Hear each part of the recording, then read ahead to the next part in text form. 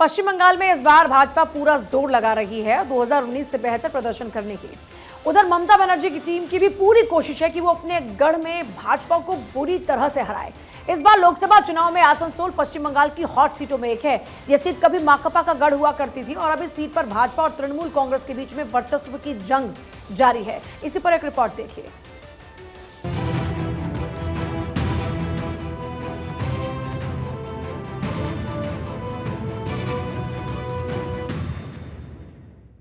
लोकसभा चुनाव 2024 के लिए 2 चरणों का मतदान हो चुका है।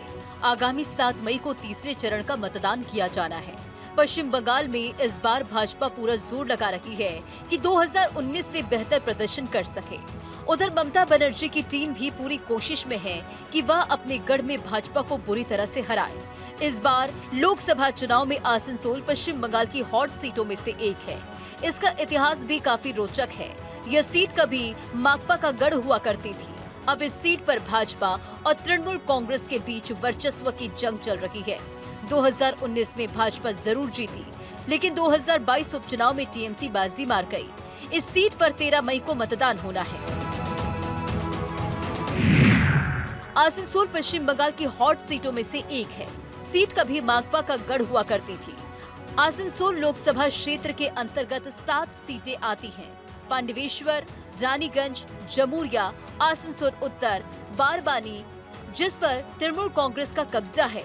2 सीटें कुल्टी व आसनसोल दक्षिण पर बीजेपी का कब्जा है। दोनों दल दावा कर रहे हैं कि वे इस बार रिकॉर्ड वोटों से जीत दर्ज करेंगे।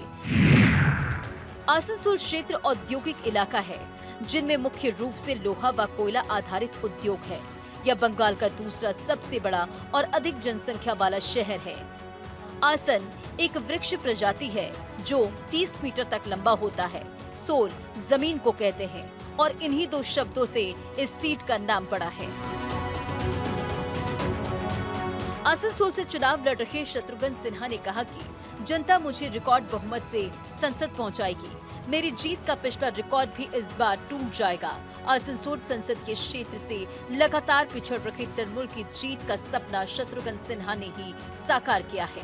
2014 और 2019 के लोकसभा चुनाव में तृणमूल कांग्रेस के नेताओं ने विजेता बनने के लिए काफी मेहनत की थी। हालांकि भाजपा ने यहां बाजी मार ली थी।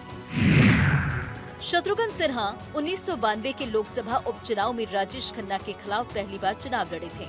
इस चुनाव में वह 25,000 मतों से हार गए थे। 1996 और 2002 और 2002 से 2006 तक राज्यसभा सांसद भी रहे।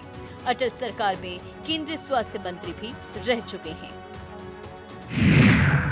आसनसोल से एसएस आहलूवालिया के नाम की घोषणा के बाद उन्होंने जीत के लिए जन्मभूमि का कार्ड चल दिया है। उन्होंने कहा कि पश्चिम बंगाल मेरी जन्मभूमि है। उन्होंने कहा कि ये लड़ाई 2 लोगों के बीच नहीं, 2 विचारधाराओं के बीच की लड़ाई है। एसएस आहलूवालिया 2014 के आम चुनाव में दार्जिलिंग और 2019 के चुनाव में बर्दवान और दुर्गापुर सीट से चुनाव जीत चुके हैं। सीट पर पहला चुनाव 1957 में हुआ था। 1957 और 1962 का चुनाव कांग्रेस ने 1967 में संयुक्त सोशलिस्ट पार्टी जीती थी। कांग्रेस 4 जबकि सीपीआईएम 9 बार जीती थी। 1989 से लगातार 2009 तक लगातार 7 बार सीपीआईएम जीती। भाजपा की टिकट पर 2014 और 2019 का चुनाव बाबुल सुप्रियो जीते। बाबुल सुप्रियो के भाजपा छोड़ने के बाद सीपीआईएम के किले में तृणमूल ने 2022 के उपचुनाव में पहली बार सेंध लगाई और शत्रुघ्न सीट से सांसद चुने गए। अब इस सीट पर भाजपा और तृणमूल कांग्रेस के बीच वर्चस्व की जंग है। तृणमूल कांग्रेस ने अभिनेता से नेता बने शॉटगन शत्रुघ्न सिन्हा को मैदान में उतारा है। वहीं उपचुनाव में सीट गंवाने वाली भाजपा ने जीत पक्की करने के लिए भाजपा नेता एसएस आहलूवालिया को मैदान में उतारा है। बता दें कि भाजपा ने भोजपुरी संगीतकार पवन सिंह को मैदान में उतारा था, लेकिन बाद में उन्होंने नाम वापस ले लिया था। Bureau report, Bharat 24।